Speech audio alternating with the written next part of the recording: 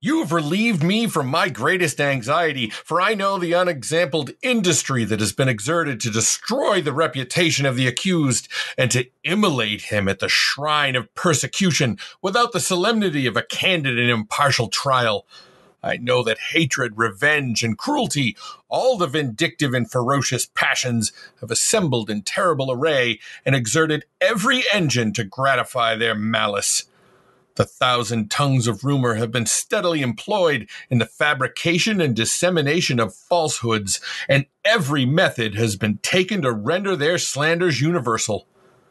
We have witnessed the extraordinary means which have been adopted to inflame the public passions and to direct the fury of popular resentment against the prisoner. Why has the body been exposed for days in the public streets in a manner most indecent and shocking? To attract the curiosity and arouse the feelings of numberless spectators. Such dreadful scenes speak powerfully to the passions. They petrify the mind with horror, congeal the blood within our veins, and excite the human bosom with irresistible but undefinable emotions. I'm Acadia Einstein, and this is Strangeful Things. Sheltering in place is not advised, as your survival cannot be ensured in that scenario. Well, this practically caused me to just get you destroyed.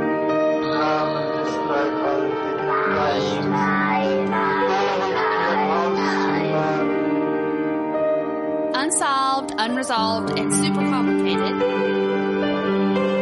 Strangeful Things. Welcome, everybody, to the first episode of Strangeful Things for 2022. I'm Acadia Einstein here with my intrepid pal, Shuey. Howdy. You like that? Howdy. What's happening, folks? Idaho. We talk about fucked up things. I can't put that on the like, you know how we always try and figure out, how do we encapsulate it, blah, blah, blah. Fucked up things. Talk about fucked up things. But that doesn't really work for Apple. Fucking yeah, they don't like that. Pussies. Yeah.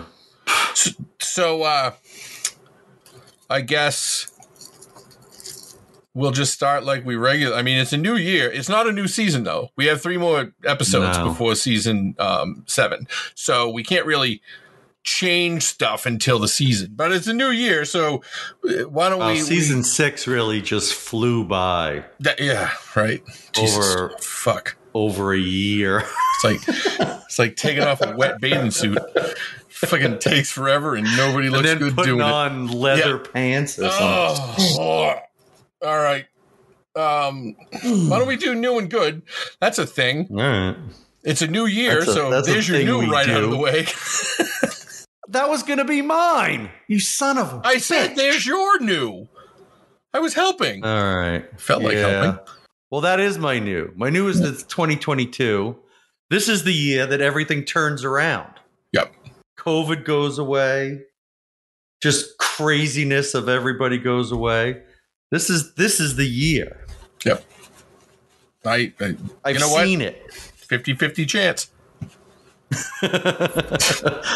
I've said that, I said that going into 2020 and 2021 and that's why not? Eventually something's got to happen, right? Either I die, the world ends, or shit actually gets better. No, because then you're just has to happen. No, if you're that logic, then you're just a conservative economist wailing about inflation. Oh yeah, going like, the market's gonna crash. The market's gonna crash. Don't give that predicted baby it in any 2008. formula. Yeah. Don't wrongly predicted it in 2010, 11, 12, 13, 14, 15, 16, 17. We've been warning about inflation for years, and now there's inflation, which means we've been right all along. Which we haven't even had at all. Fuck them. I don't, in what? 30 years. I stopped. All right, so wait, my new. Oh, wait, what's your good? Oh, yeah, the whole year. Oh, that's right. Yeah, the good is the year. The year's going to be good. You're good and into the future. So, mine was I bought a car. Well, I leased a car. Woo! That we better really pump up the Patreon because I can't afford it at all. Yeah. That's an expensive cost. You're a fancy man now. I am a fancy man, but it's not even like. So, like, you have like cool fancy cars. I have like. It's fancy and one it's of mine kind of cool. is kind of cool, and one of them is like yours. Yeah, like a family mobile. Yeah, but I don't even have it. It's just the two of us, so I don't. That's even have, family. You have cats. Yeah, I know. You have a number of the cats. one fucking criteria that she had was, will all three carriers fit across in the back seat? No, I'm not kidding. She said it at the dealer.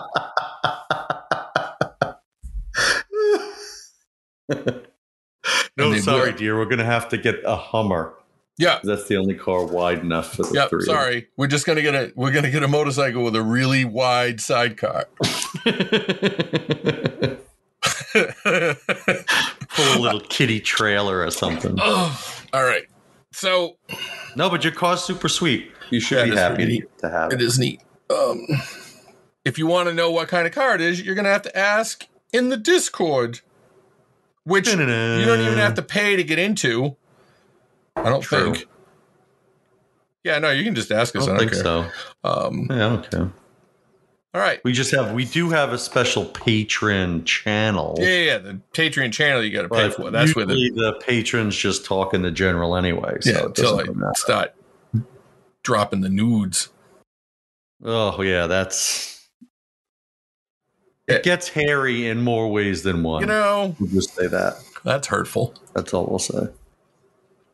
All right, so I didn't know anything about this story 2 days ago, and now I know a lot because I was going to do a completely different story, and ever since we went to this new format of I'm responsible for the stories, I do the same fucking thing every time.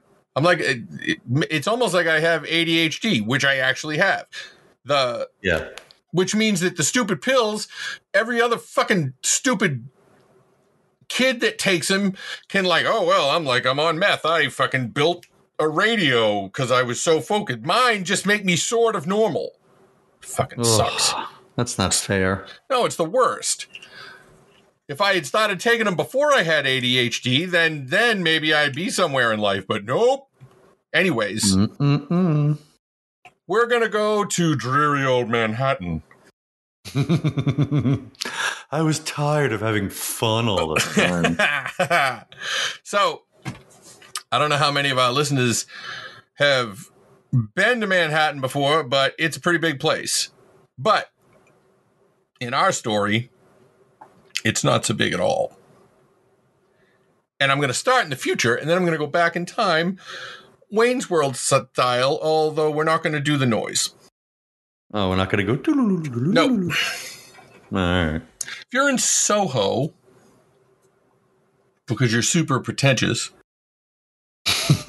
You are south of Houston Street. You are south of Houston Street, and you go to 129 Spring Street. There's a clothing store called COS, C-O-S.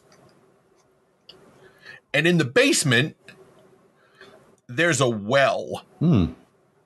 Now, it's not like the Ring. I was just going to ask that. It's I'll put the thumbnail of the episode will be the well. It's big, it's tall because it's in the basement and it's tall because at the fucking time of our story, the land was not where the land is now because all of fucking Manhattan is basically built on trash and bodies. Landfill. Yeah. Well, landfill quotes. Trash and bodies. That's what it is. Well, that's what landfill is. We're going to steal all the gravel from Yonkers and make a city. On January 2nd, in 1800. You think about how fucking 1800 is a long time ago. Yeah. There were people hanging around that well. Why? They had nothing else to do? No, they had something to do. Oh, they had something to do. Cholera? Because these... No. Hanging out just waiting. In the winter. Can't wait to get that smallpox. Yeah, it was... No, there were these these fucking kids that were fucking around looking in the well because it was 1800 and there really wasn't a bunch else to look at. What the hell else are kids gonna do? And they saw, and this is going to come up a lot, a warm winter muff. What in the fuck is that? A muff? A warm winter muff? Yes. Well, I know what a muff is. Yes, it was Oh, winter. you're talking a different kind of muff. No, well, it's a furry thing you put your hands in. Similar. Oh, yeah. My grandmother had one of those things. Yeah. It's like, oh, I want mittens, but I don't really want mittens. Yeah. I just want to walk around. I always have my hands together. What if I wanted a straitjacket, but I wanted to be able to get out of it really easy? Oh, I know. I want to pretend that I'm in handcuffs. Exactly. I'll get a warm winter muff. That's what a muff is, folks. And back then, they were probably all like rabbit fur, fox, or some shit like that. Yeah, for sure. Well, I mean, back then, how would they make fake fur? That would probably they didn't have fake fur we yet. finally perfected fake fur, and we only had to kill 9,000 beavers to get it. In order to do it, yeah. So they seen this muff, right? Mm-hmm. And they were like, that shouldn't be in the well. Smart kids, these kids. Although they wouldn't turn out to be that smart. These kids seem pretty sharp. Yeah, it blew up in their face. But anyway, they were like, well, that's weird. It seems very unlikely that some lady would drop her muff in a well. So on January 2nd, the men folk got really long poles and just started poking around in the well. Maybe there was another muff. Okay. People been dumping their muffs in here. That's right. This well is full of muffs. We've been drinking muff all winter. So instead of a muff, they found the owner of said muff, the body of the owner Floaty of said McGee. muff. Yes. Her name was Elma Sands. We're going to call her Elma because that's what her friends called her. She was 22 years old. And at the time she was found, she had been missing for 11 days. Oh, see, I thought when I saw the episode that it was going to be about Julian Sands, star of such that films fucking as white-haired Warlock dude from the for and fuck's boxing sake. Helena. Jesus Christ. I was talking about boxing Helena to somebody the other day. Why? I can't remember. I'm in some weird discords, dude. Yeah. Like, you can just join anyone you want, really. Yeah, it's true. I join and I don't know why I do it, because you know what the ultimate effect is? I get notifications I don't want. Yeah, exactly. Yeah. It's always fucking beeping, and I think, oh well, there's a lot going on in the Strangeful Discord now. Wrong. Nope. It's some other crazy Discord. It's this fucking podcast one that I'm in, or that one about that one that has the. I think they're like patriots, but I don't know. But whatever. The point is, New England Patriots? No. The bad kind. Well, for most of the country, those are the bad kind, but whatever. Fuck you too. So the woman had been missing. They found her in the well. The muff was the clue. And then they had to find out who did it. Now, and we've talked about it before, I am happy until somebody proves me wrong to go by that fucking TV police detective crime show guy that said there's only 3 reasons people kill anybody: revenge, money, or sex. Any murder thing except for serial killers. And that's why you can't catch serial killers like motive wise, because there isn't one. Because they do it for like fun. Yeah. Or for But I mean, this is 1800. This case, I'll tell you right now, I guarantee you. Now, everybody think 1800. That means that if you're the age you are right now in 1800, you used to live in England because there wasn't any America. Yeah. We're talking like That is true. the I mean, now that I think about it, that means We're that only up to the second president at that point. yeah, and that means that Kurt Cobain died in England. Think about that. What? Kurt Cobain died in what? What year? 90 something. 1993, 4.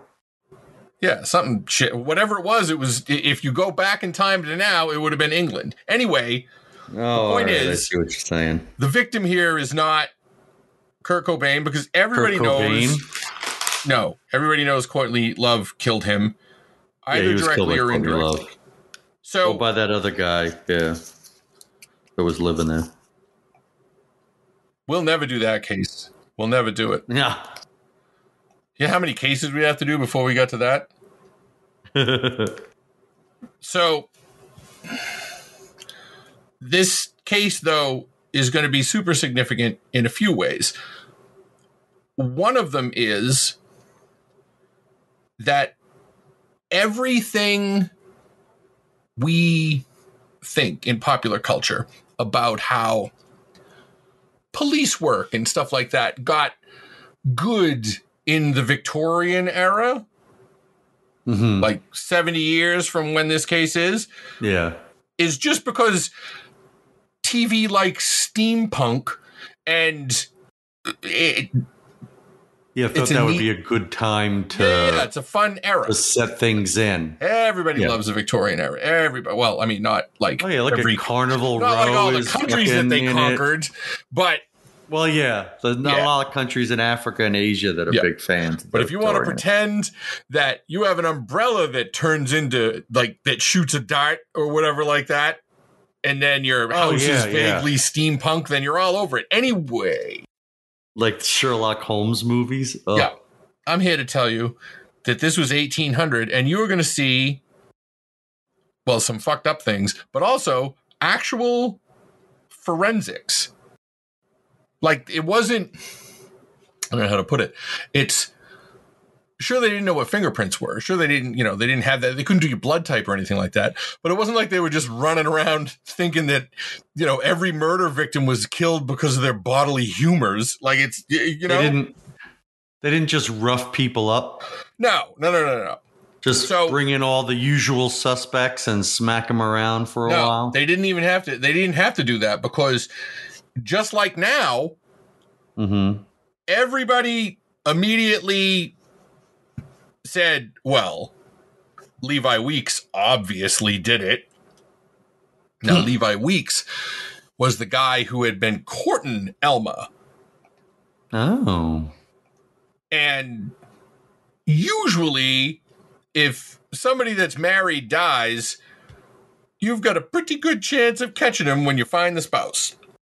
Yeah, that's... Or somebody that the spouse paid, or whatever. So in 1800, it was no different. As a matter of fact, so he was her fiance, or said to be her fiance. Right. And they're like, yeah, no, he fucking killed her and put her in the well. Or killed her by putting her in the well. Nobody really had that part down, but they knew that he did it. And he was so fucking loathed in the city that if anybody thought he was innocent, they would be like, oh, what, you fucking helped him kill her? Like, they weren't fucking around. Because also, it was 1800, so it was not a giant city. It was and we'll get to that. And his own landlord was like, I'll fucking shoot this son of a bitch for killing old Elma. So he was arrested. Everybody in town thought he did it. And Levi Weeks was a 24-year-old relative nobody. He worked for his brother. And he lived in the same boarding house that Elma had lived in. So they knew that they were like an item. Right. Now, back then, that whole you have the right to an attorney. Yeah, that wasn't a thing. Not a thing. Not a thing at all. Except This is a story from 1800 that at every fucking turn, you're going to be like, holy shit, absolutely nothing has changed. Yay. Nothing. See, Levi didn't have any money, but his brother Ezra, he was a contractor. He built houses. As a matter of fact, he built Gracie Mansion. And for those of you not from New York, Gracie Mansion was and still is the official residence of the mayor of New York City. This dude built it. Huh. And at the time this all went down, Ezra and his brother helping him and his company or whatever were building a place called The Grange. Have you ever heard of The Grange? No, I have not. Not, and I don't mean La Grange, the ZZ Top song. That was the house of somebody very famous. Really? Yep. Alexander Hamilton. Really? That Alexander That's as Hamilton. famous as it gets in New York.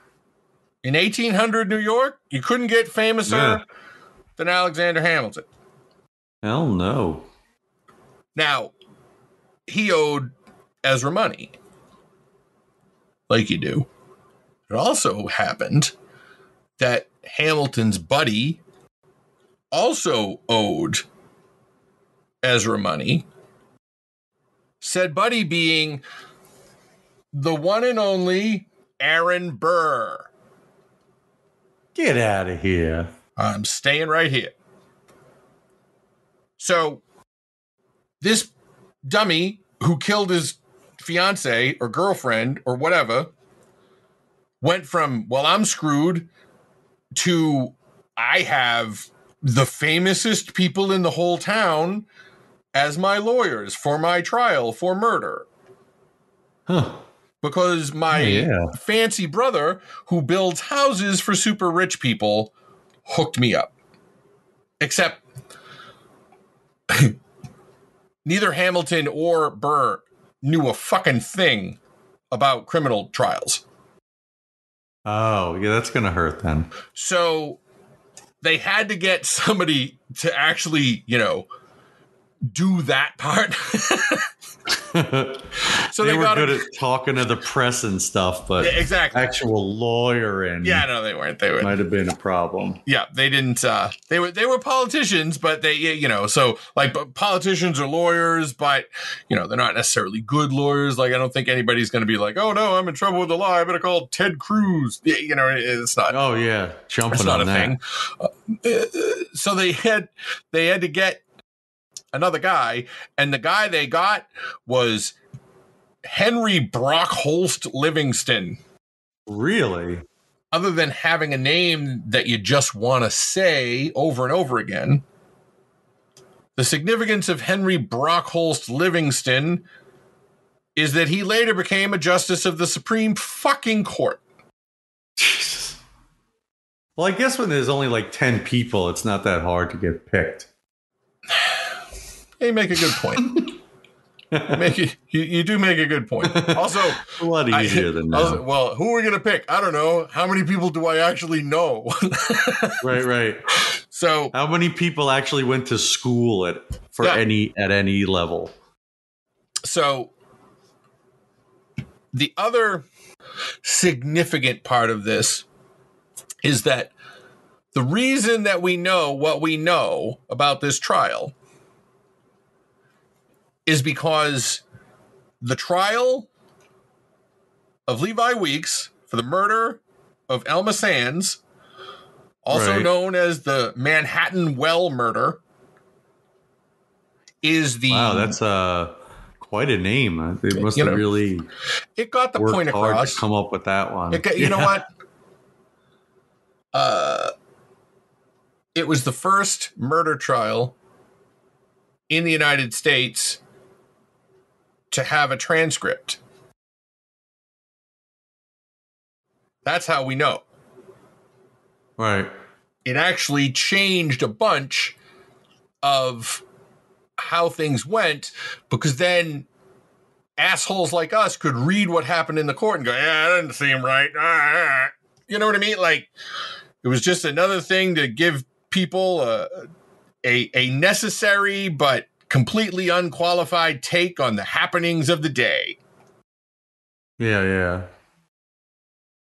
As a matter of fact, there were 3 transcripts. Count them, 3. See, the first one was like kind of shitty. And they were like, yeah, we don't like that one. We're not going by that one, so whatever, dude. And the second one was a little better. It was by a guy named James Hardy, but he didn't know shorthand, so he couldn't catch up. And he couldn't see from where he was sitting. So they were like, I shit you not. He was like, he just kind of wrote down the gist of it. What did he say?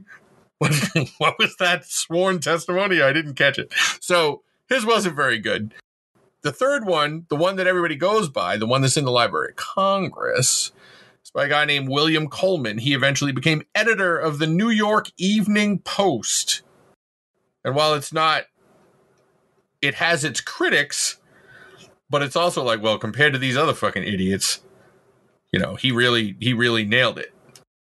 But the 3 transcripts, just put that in your pocket. Just put it in your pocket. Putting them right in there. Yep, pat it. Just keep it for later. Right there. That's right. So, trial starts. And here's what we know. Because, you know, the facts of the case. In 1799, when the murder occurred, or when Elma disappeared anyway, Levi was living at the boarding house owned by Catherine and Elias Ring, who were Quakers. Oh, that's nice for them. They liked oatmeal? Yes. Quakers were actually also Good for them. Abolitionists. Like from the jump. Were they? Yep, from the jump. Good for them. Now, Catherine Ring was Elma's cousin. So she lived there too. So there's another thing smashed about the whole, oh, well, everything was separated then. Not at this boarding house. Everyone was just mixing it up. Horny dude, horny girl. It wasn't like the freshman dorms at Queens. Nope.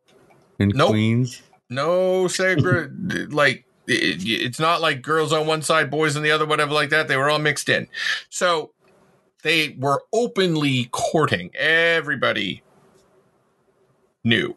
By openly courting, you mean talking about like knocking boots? Well, no, it's courting. Like he's like, oh, can I hold this handkerchief that you dropped an hour ago? That's just terrible. Clutch it to my bosom. I don't know what the fuck they did. Can I lay my jacket on the floor so as you don't over a mud puddle that you then step in and disappear because the mud puddle is like 5 feet deep? Yeah, it's way deeper. Yes, that's where the comedy comes from. Nobody expected it. So she told, well, Catherine Ring told the court that her cousin Elma had told her on December 22nd, Levi's going to ask me to marry him tonight. I don't think she said it like that, but whatevs. She may have. She might have. And I don't know. We'll get to the TikTok of the testimony, but according to Catherine, Levi went downstairs about 8. Then she heard someone else go down, which she was like, well, that's got to be Elma because of the whole proposal thing. And they leave. Elma never comes back. Now, here's a little fascinating New York thing. Again, if you're not from New York, probably not as fun, but it might be. I'm not going to judge you. I will. Her body, the well, was discovered in Lispinard Meadows. Lispinard Meadow was the very top of Manhattan, and it is now Tribeca. That's how high Manhattan went. Yeah. Like, everything about... So, for those of you at home, don't do this if you're driving. Pull up a map of Manhattan, find Tribeca, and then look up and see all of that city that exists. Well, in what we're talking about... It goes to about 211th Street, something like that, and Tribeca's in the 20s. Yep. So it was not a big town. And it was all smushed down at the bottom.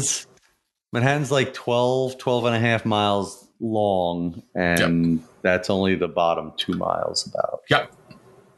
And if you drive in Manhattan, in the majority of Manhattan, you'll be like, well, this is fucking marvelous because all the streets are squares. Yeah. Except not down there. Not down there. It's all fucked up because they just made the roads wherever the fucking cows walked. And this is more evidence of it because instead of, hey, I found her body in Tribeca, I found her in a well in Lispenard Meadows. By the way, the meadow takes its name from a French Huguenot family. They fled religious persecution. And at the time... Really? Or did they do it like the Pilgrims? No. This is New York, remember. All right. What was New York then? Jews? Puritans? I don't think so. It's true. Were they? Quakers? Were they here already? Huguenots? Yeah, Quakers. And something called Walloons, and I didn't look it up, but I thought it was a funny name. Oh, my great to the 10th power grandfather was a Walloon. Apparently, Walloons are a cultural identity of people living for the most part in Belgium, principally its southern region of Wallonia, who primarily speak Belgian, French, a language called Picard, and Walloon. So they were Catholic. That's why they were shunned. Yeah, that's why they're shunned and persecuted. And their flag is yellow with a big red cock on it. So if you want to mean, what? If you want to what? Nothing. If you want to make fun of somebody, call them a Walloon, and they'll be like, "What do you mean, big red cock?" What you do? Slam it in the door? That's Jesus's cock. So. Anyway, so there was this meadow, and there was a well, and there was a fucking there was a pond, and the whole thing was basically a swamp. And then the Lispenards were like, you know what? We're tired of living on this. Like they were the Shreks of New York. They're like, we're sick of it. They're like, we got to drain this fucking swamp. So they dug a big ditch to drain the pond and drain the swamp. That ditch is now Canal Street. Ah. Man, we could do a show just about fucked up things in New York. The very first episode we ever did was fucked up thing in New York. Anyway. Oh, yeah? Yep. So, the kids found the muff. When they fished her out. And then they found another one attached to her. Ha, ha, ha. That's right. And they said, well, the people that fished her out, they were like, well, she's obviously been beaten and her clothes were torn. Also, she fell down a well, so I don't know how much of that. Like, this is the forensic part. They're like, well, obviously she's been beaten.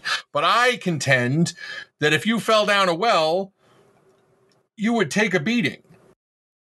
Yeah, like you banking off the sides and stuff. And like, Now, how wide is this thing? Well, yeah, but I mean, it's also not a well like filled with fists. So, I'm sure. No, but I mean, you hit the sides and stuff. Yeah, but I don't think you'd like be bouncing back and forth and stuff. But anyways, it was 1800. So what did they do? They just brought the body back to the boarding house. And then like hundreds of people came to look at it. Because again, 1800. They don't have radio, no TV. Looking down the well wasn't any fun anymore because not only was there no body in it, there was no muff, so they had to go look at the body at the boarding house. So then there were so many people looking at the body, they were like, well, we can't have these dummies coming in the house. They're going to wreck the joint. So they just put it out in the street and guarded it. Wow. Yeah. So that was a thing that happened. Now, another person in our story is Dick Croucher. I think you pick stories just based on people's names. I might. Dick used to visit the boarding house, so everybody knew him. Also, apparently a super homely fellow. Oh. But he made a lot of noise saying that Levi did it. You know, the guy running around the crowd like going, I heard that, you know, like, and then putting on a wig and saying it to somebody, oh, I heard the same thing. Yeah. So he also said that I heard a guy in Rhode Island had already confessed to being his accomplice, which seems weirdly specific. And some people said that he was mixed up in printing handbills saying that Levi Weeks murdered her, which I guess handbills were the fucking blast email of the day. But whether he had anything to do with it or not, as I mentioned, everybody was like, fuck Levi. Fuck that guy. Then the story evolved. She was so pregnant. That's why he killed her. She was a little preggers. Then it evolved more. You know, she was wearing her wedding dress when he killed her. Well, that makes no sense, because why would you wear your wedding dress to get proposed to? But whatever. People are stupid. Yeah. They totally are. They are, but that's what brought us to the trial. Him and his 3 fancy lawyers. Super fancy. And there were giant crowds around the courthouse. I mean, this was big fucking news. And they had 70 witnesses. Now, here's the thing that I find fucking fascinating. There were 70 witnesses and 3 judges. One of them being the mayor of New York, which I don't even know how that works. Look at that guy. He has the biggest hat in town. He looks important. We better make him a judge. And one of them was called the recorder. They did but he didn't write the stuff down, so I don't know what the fuck he was recording. But 3 judges, 70 witnesses. Trial took 2 days. 2 days. Wow. Please state your name.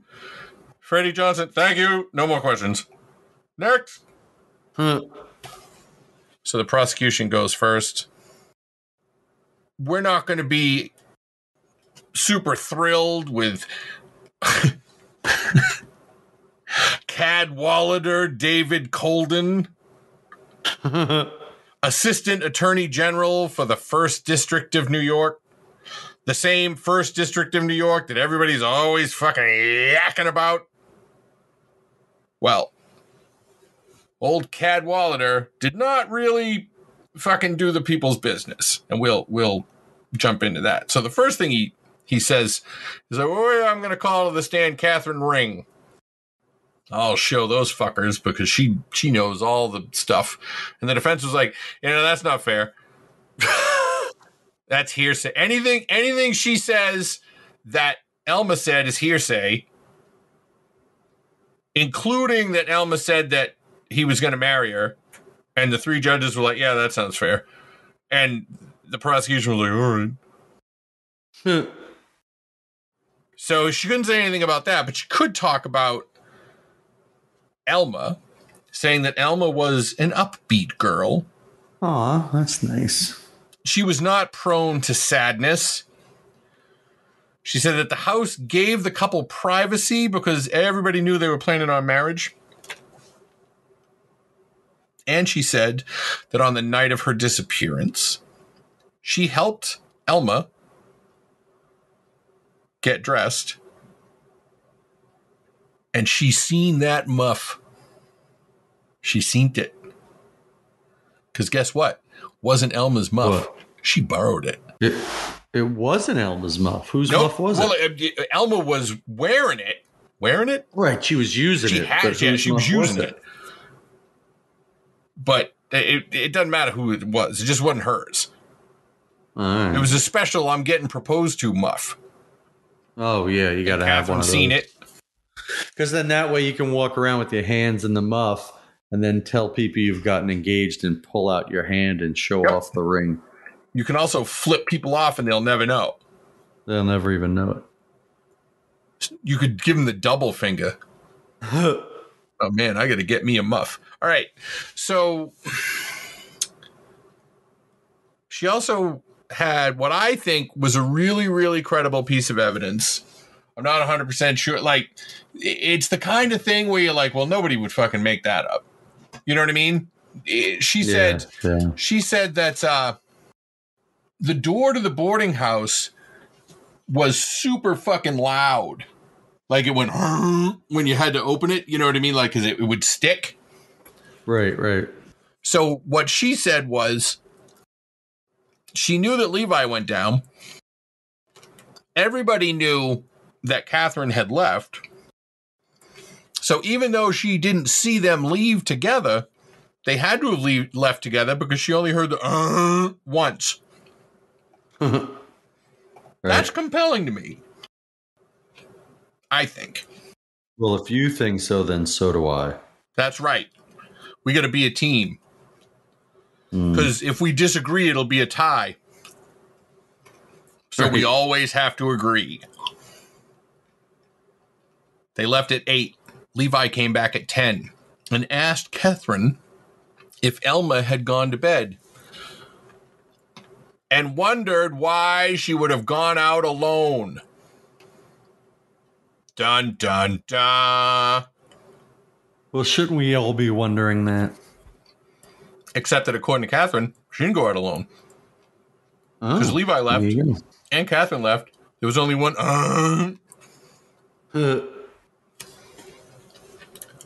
Another witness said they saw Elma in the street right after 8 o'clock, but it was dark, so even though there was someone with her, she couldn't tell who it was. Cadwallader got witnesses that said they had seen a one-horse sleigh that looked like the Levi brothers' sleigh between 8 and 9 o'clock. So they had more than one witness that said, yeah, we seen this sleigh. But they couldn't agree on how many people were in it. And these are the prosecution witnesses. Nice. Like, that's some good witnessing. Just call the guy that said 2. Don't pick the guy that said, I don't know, 7, 8.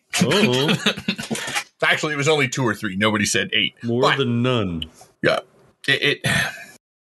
Then you got an old lady who said she heard the Weeks sleigh leave their yard. Like, whatever the sleigh equivalent is, I heard them drive away. But she, according to one account that I read, her testimony came off as confused. So I could just see Alexander Hamilton badgering some old lady. Really? Can you imitate the sound a sleigh makes when it's going away? Swoosh, said the old lady. Wrong. What about the horse, you idiot old lady? Get off the stand. Case closed. And then he looked over at Aaron Burr and said, we're going to win this case, buddy. And very soon, you're going to kill me. Then he got some other witnesses that said that they had heard someone by the well, someone who was a lady, crying for mercy and yelling murder. Now, the mercy thing I can figure. I don't know who yells murder if you're the one being murdered.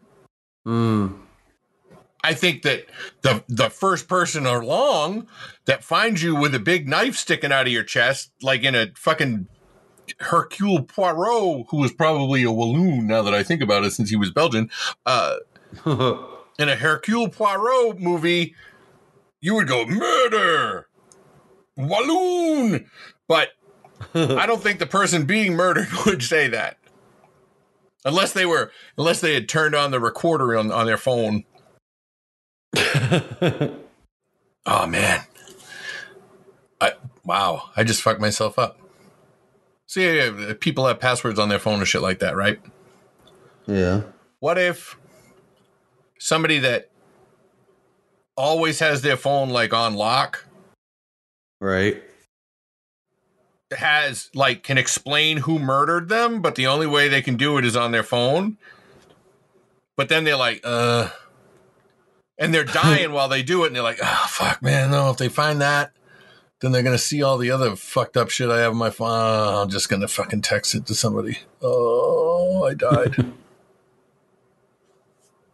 I bet there's a lot of people out there that would do that. Also, I bet there's a lot of people that if you had your phone and had time to record who killed you, you could probably call 911. But whatever. I'm a creative writer. But this is all facts. Now we're going to get to the medical testimony. Medical testimony for the murder. The prosecution called 2 doctors. One of them, David Hosick, was a fancy doctor who treated all the elites of New York and who also would unsuccessfully try to keep Hamilton alive after Aaron Burr fucking shot him.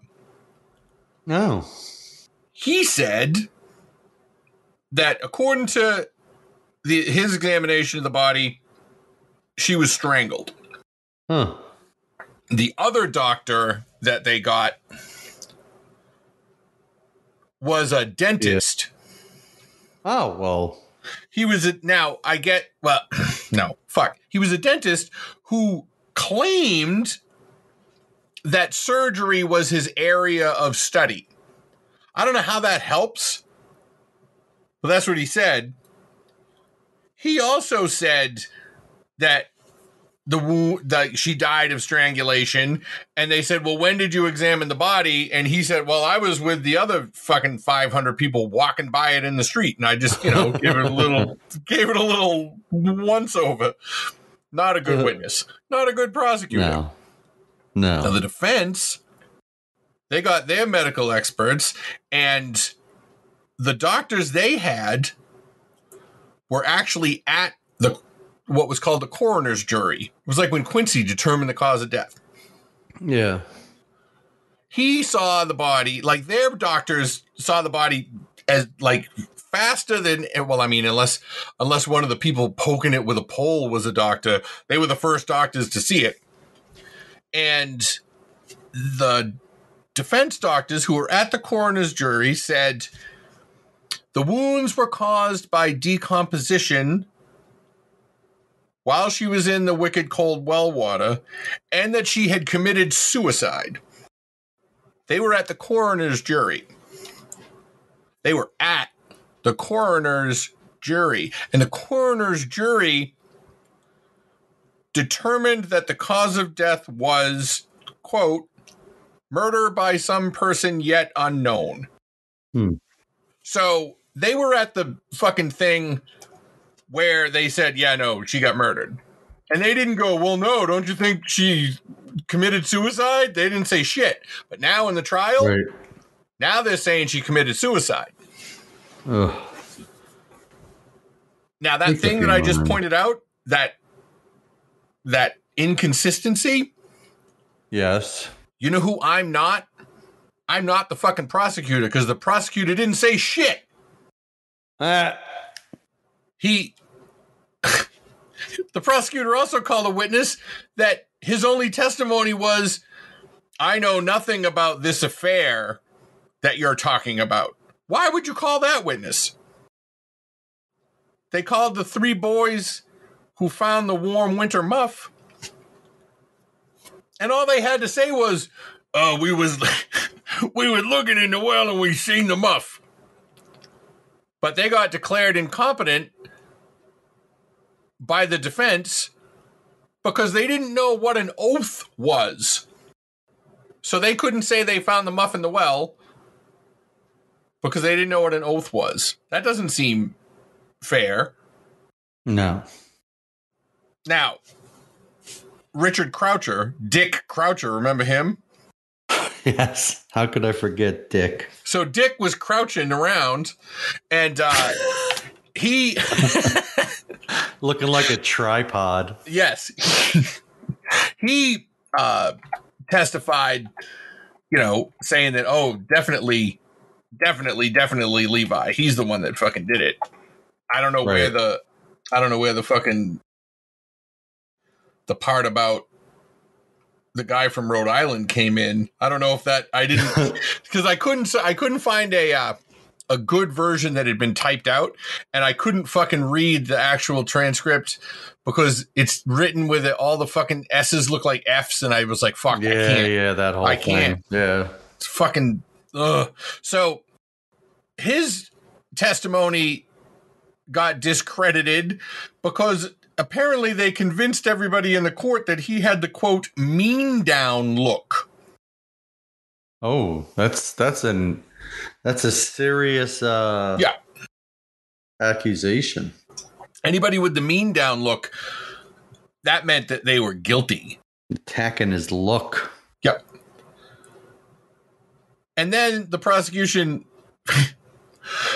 finished his case by reading out of a book that said that circumstantial evidence was really valuable. That was his close. Now, I know then you it bring built in a shitty case, but right. I'm terrible at this. I shuffle off the stage of history soon after. So then you get Hamilton and Burr and the other fucking guy, Brock Morton or whatever. They get people from the boarding house that say Alma was a troubled girl who suffered from melancholy. And one time she said that she would not be troubled to drink a whole bottle of laudanum, which certainly would have killed her. Catherine's like, yeah, no, she was totally kidding. It was a joke. Like everybody that heard it, no, it was a joke. Nope, she said it nonetheless. And they got people from the boarding house to say, well, I mean, yeah, Levi was dating Elma, but he was dating other gals too. And he certainly wasn't going to marry her. Levi was a player. Yeah. And then they floated out, Catherine Ring has been talking a lot, but you know who hasn't been talking? Her husband, who could have been having an affair with Elma. No. And then everybody was like, what? How shocking. And they got not somebody from the house. Mm-hmm. Well, it said neighbor. Anyway, it said, yeah, no, once I heard people I heard people talking in the front room, and then I heard the Ring's bed shaking, if you know what I mean. Catherine wasn't there. And he recognized Mr. Ring's voice, but he didn't know who the second one was. But he said something like, but I definitely did not know that it wasn't the dead lady. Definitely did not know, huh? In his testimony, he said, yeah, no, they were like, well, have you ever seen the bedroom? Like you said, you heard the bed shaking. Have you ever seen the bedroom? He's like, yeah, no, I've never seen the room. Not only have I not seen the bed, I've never seen the room. Well, where was the bed? I was against the wall because I seen it placed. So he said two completely opposite things. Prosecution said nothing. And in some weird fucking weirdness, they got the guy that ran Ezra's stable who said that there's no way that the sleigh could have been taken out that night. And then they got other sleigh experts to say, they couldn't have got all the way to that well in that sleigh in the dark. Like it's really the horse more than the sleigh. Like unless it only has one skid thing. I think your fucking sleigh is going to be fine. And they found sleigh tracks at the fucking well in the meadow. Prosecution didn't say anything. Then Levi had an alibi. He had somebody to say that between 8 and 9 p.m., Levi, well, he was at my house talking about business ventures. And since he was with me until 9, he would have only had 20 minutes. 20 minutes? Because it would have taken him 40 minutes to get from my house back to the boarding house. He was at the boarding house at 10. That leaves only 20 minutes for him to do the murder. Well, that sounds like a really good alibi, Levi's brother Ezra. That was his alibi, his brother that hired his lawyers. That's a great alibi. Yeah. So the defense's claim, Alexander Hamilton, the fucking sainted Alexander fucking Hamilton, who, and since we're talking about Hamilton, everybody is familiar with the hit Broadway musical Hamilton. And if you are a fan of that musical and you're the kind of fan that knows all the songs, then I would direct you to the song Non-Stop. Where Hamilton says, "Gentlemen of the jury, I'm curious, bear with me. Are you aware that we're making history? This is the first murder trial of our brand new nation. The liberty behind deliberation. I intend to prove beyond a shadow of a doubt with my assistant counsel." And then Burr says, "Co-counsel Hamilton, sit down. Our client Levi Weeks is innocent. Call your first witness. That's all you had to say." He references the fact that the thing that fucking made Hamilton famous was this trial. Yeah. And their theory of the fucking case was that not only was she sad and maudlin, depressed, she often lied about where she went at night. And I don't know about you, but to me, that means whore. Nice. That's Alexander Hamilton. Even though some witnesses said that the hose on her leg had been ripped off, while others just said, no, it just had a hole in it. Some people said that her collarbone was broken, and the coroner's jury was like, no, it wasn't. That seems like it would have been easy to check. The only thing that all the doctors agreed on was that, no, she was not fucking pregnant, you stupid townies. So all of this fucking victim-blaming fucking nonsense from Hamilton and Burr and Brock Morton, they knew part of the evidence.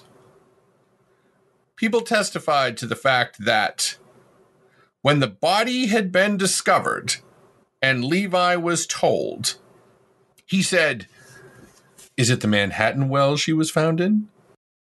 And everybody was like, why would you even say that? Like, he didn't even know about the muff at that point. So randomly, after the muff was brought to whoever the authorities were, I don't know, the sheriff, whatever, and the guys with the poles went to the well, the first fucking thing out of his mouth was to just say exactly where the body was. But the prosecution didn't say anything about that either. And since Levi didn't take the stand in his own defense, because he's not a fucking idiot, because all he had to do was watch the rest of the trial, which only took 2 days, so you could just remember it because it only happened yesterday. Then if you look up this trial, you're going to find a fucking a wood cutting or whatever the fuck they used for pictures back then. And it's going to be a picture of Aaron Burr in a threesome. Aaron Burr, yes. Aaron Burr and a naked tiefling from Dungeons and Dragons. No, it says Aaron Burr's riding reverse stratagem. Cowboy. Oh, yeah? Yeah, Aaron Burr's stratagem at the Weeks trial, and it shows him holding up 2 candelabras up around the head of a guy leaning against a post. And that's like the most famous part of the whole trial. That they held it was Dick Croucher. They're like, oh, get a good look at this guy. Now I don't know why they needed the candles, because I don't know like if there were no windows in the courtroom, which seems like that if I don't know, a well-lit courtroom seems to be like the bare minimum of justice. Like, I know that justice is supposed to be blind, but not all the other people in the not fucking... everybody involved, yeah. Jesus. So, like, or he was just dripping the wax on him and he was going, oh, those fucking nips. That could have been too. So hot. Oh, anyways, the whole candle thing, pointing out Croucher, was apocryphal at best. It probably didn't happen. Because in Burr's biography, they said that he did the candle thing and went, behold the murderer, gentlemen. Not women, you don't count. Gentlemen. But Hamilton's son, whose name was John Church, that didn't make any sense, but whatever, I don't care. He said that only somebody as smart as his father or Batman could have figured this out. And Hamilton, put candles on either side of the witness stand as Croucher was testifying so that everybody would get a good look at him. And they were like, and when the prosecution was like, why are you putting candles next to the witness? And Hamilton went, I have special reasons for doing what I'm doing. And those reasons, when the real culprit is detected and placed before the court, will be understood. And nobody understood. Because, but supposedly that's what was said. But what they were trying to say was that Dick Croucher was the one that killed her. Oh, Dickie Crouch. That's certainly why he was trying to spread all the rumors about Levi Weeks. It's surely why he kept fucking hanging around instead of leaving, because nobody suspected him at all. Yeah. So it wasn't, he could have just gone like to where Harlem is now and maybe gotten shot by an indigenous person, but still. So it was all bullshit, because all they got Croucher for was the guy spreading rumors, because even though he was ugly and nobody liked him, he had been at a birthday party and a bunch of people that had nothing to do with anything was like, yeah, old ugly weird dude was at our birthday party, so he didn't do it. So now apparently the fact that the trial took 2 days was the equivalent of the trial, quote, dragging on. Justice was fucking snappy. And since it had taken so long, snappy and slappy, when they were done, the judge was like, yeah, you know what? It's been a long 2 days. We're not going to come back tomorrow and do, closing arguments or whatever. Instead, I'm going to give a speech to the jury. Really? And according to the general public, his speech was basically like Bill Barr's interpretation of the Mueller report. Oh, God. Yeah, no, just the defense is super right. Don't worry about it. So the court said, basically, all three of them, there wasn't enough proof to say that Levi did it. Now, I'm not saying that they should have just said, well, the townies say he did it, so we should declare him like fucking innocent. Because the prosecutor did suck. But the prosecutor might have been in the tank. But I would think that the jury would take more than 5 minutes to come back with a not guilty verdict. But nope, they wanted to get the fuck home. 5 minutes. So the trial was 2 days and the deliberation took 5 minutes? Deliberation was 5 minutes. And I bet 4 of the minutes was like, we can't go out now, right?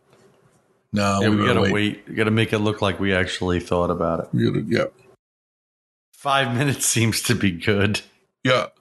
How are we going to know when 5 minutes passes? I got to get home and watch some plant grow. Have watches been invented? I'm genuinely not sure. So, yes, there were watches by then. one of the ring's neighbors, after they were found not guilty, the fucking town was livid. Her murderer yet lives, but let him... They'll come out with torches and pitchforks. Pitchforks. One of the neighbors said, her murderer yet lives, but let him tremble with horror at the vengeance that inevitably awaits him. We townies are angry.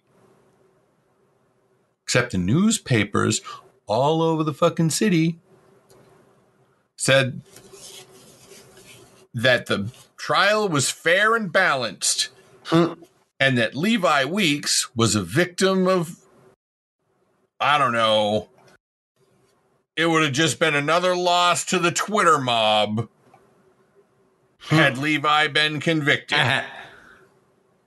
Now, the first transcript, the shittiest one, the one that everyone's like, man, this sucks, that got put out hours after the verdict. And one part of it said that Levi Weeks' face was one of perfect artlessness, where guilt could never have lurked, and described Elma as a trollop. Neither of which were said. What was this, the Post? Now, that's why Coleman's report was the one that everyone was like, all right, well, this is the fucking right one. Coleman shits on the other two reports and says, well, this is wrong, and you left this out, and why are you fucking... It's a court transcript. Why are you, like, editorializing in it? Right. You fuckheads. Why are you doing that? We found out why. Why? Because Ezra Weeks appeared at Cohen's door and said, I'll give you $500 to change a transcript. Really? Yep. And he was like, how about you go fuck yourself, hammer boy? And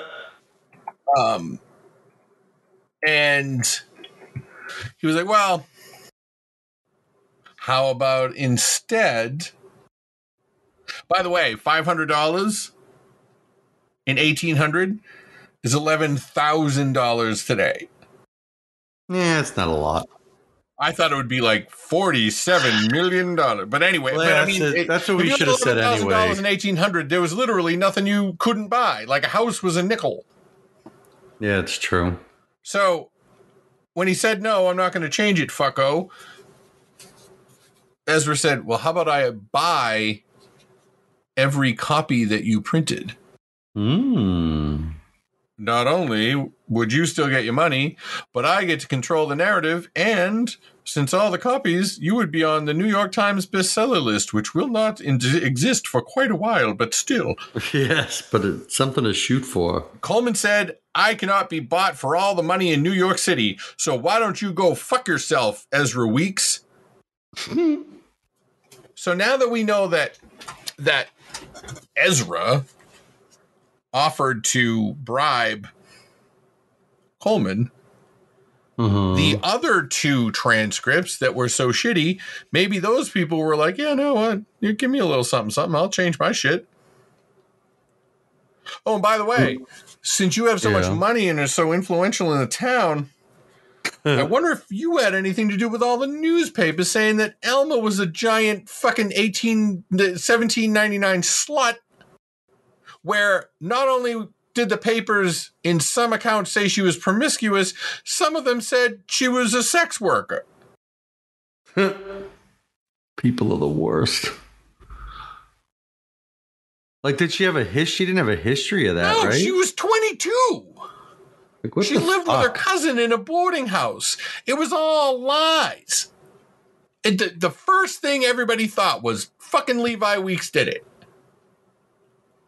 But let's see. Let me get the famousest people in town to defend me in the court. Let me have my brother, who's super rich, fucking make the newspapers shit. Like, where have we heard this story before?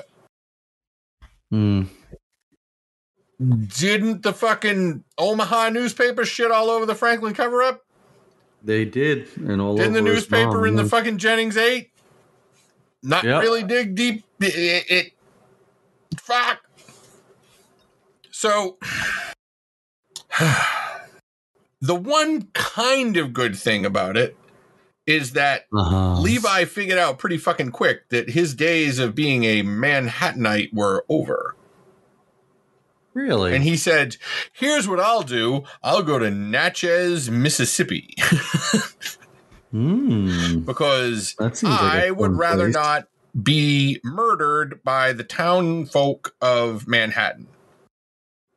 And while he was there, he designed a place called the Auburn Mansion, which is now a National Historic Landmark. Oh, good for him. It's our first example of how murder trials worked back then, which wasn't very great because essentially they just had the fucking witnesses. You know how like witnesses are all coached now and everything like that, and they go, yeah, no, just answer yes or no. I'm going to ask the questions. You say yes or no, don't say anything else. And then I can't remember, is it the prosecution or the defense that wants you to talk a lot? I don't know. Probably the defense. Whatever one it is. I mean, the prosecution, because the more you talk, the more you're likely to slip up somewhere. The way they did it back then was they just let the fucking witness say whatever they wanted, and then the lawyers would just yell at them. Nice. So that's exciting. Anyway, yeah. And of course, as usual, we're over. Way over. Yeah, I know, but I mean, it's worth it because the fact is that what this story. At first, I thought, well, that's kind of fucking neat that the well is still in the bottom of the store. And then I dug a little deeper and a little deeper. And then after I got digging, I found out I was in 22. And if you're rich, you don't get in trouble. Well, yeah. After Levi Weeks got acquitted, back thousands of years. After Levi Weeks got acquitted, yeah, they never had another suspect. They just said, "Oh well." They were like, well, the guy who did it got away, so herp-de-derp-de-derp-de-derp. No, we're still sure he did it. Yep. So, yes, has the legal system evolved? Yes. I'm sure that you wouldn't be able to swing candelabras around a witness's face anymore. Maybe. I don't know. Maybe. I don't know. Okay. Maybe in Arizona. Yeah. Maybe it was Utah. Levi Weeks died in Natchez, Mississippi at the age of 43 in 1819. After having a family, building a house that ended up being famous and fancy and whatever like that. Sure that he couldn't walk around the shit-clotted streets of what was then Manhattan, but whatever.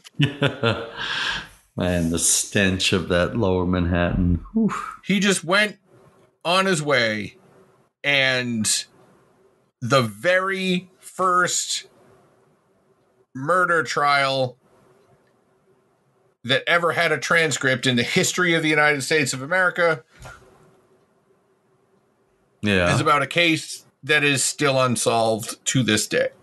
Well, nothing different there. And that is the story of the Manhattan Well murder and the justice that Juliana Elma Sands never got.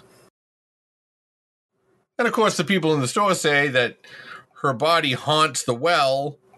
Yeah. What else are they going to say? But that's stupid. Who cares? Now I'm pissed at Alexander Hamilton, whereas before I was indifferent. I'm kind of glad Aaron Burr killed him, but I can't root for Aaron Burr either because Aaron Burr was in on it.